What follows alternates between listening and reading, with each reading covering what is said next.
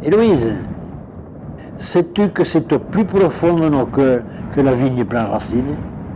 Oui, je sais. Ces fruits nourrissent notre cœur.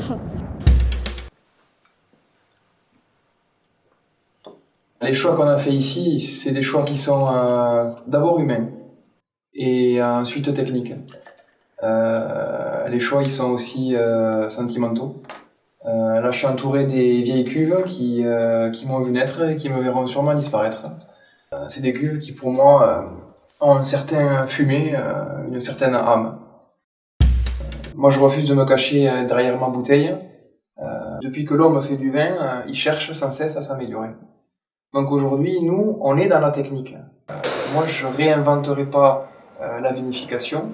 Par contre, on peut y amener nos choix, notre expérience et surtout notre curiosité.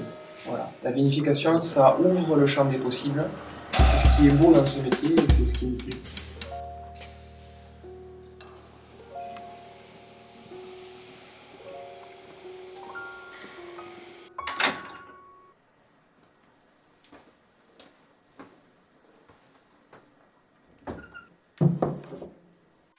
C'est le fruit de l'hiver.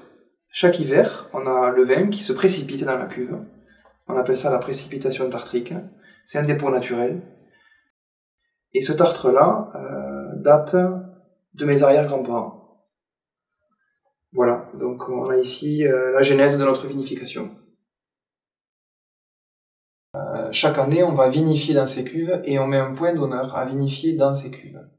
Parce que il est important que ce vin-là soit en contact avec nos racines. Le moment de la récolte est évidemment stratégique.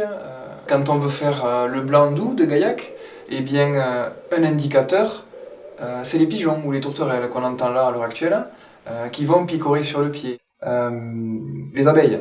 Les abeilles, c'est un très très bon indicateur. Lorsqu'on a des insectes qui vont, on va dire, nicher dans un pied de vigne ou qui s'y attardent, quand on voit qu'elles se nourrissent pendant de longues minutes, c'est qu'on a un fruit qui est intéressant. À partir du moment où on a réussi la captation de la bonne maturité, mais dans le chai, c'est toute une logique et c'est toute une histoire qui s'écrit.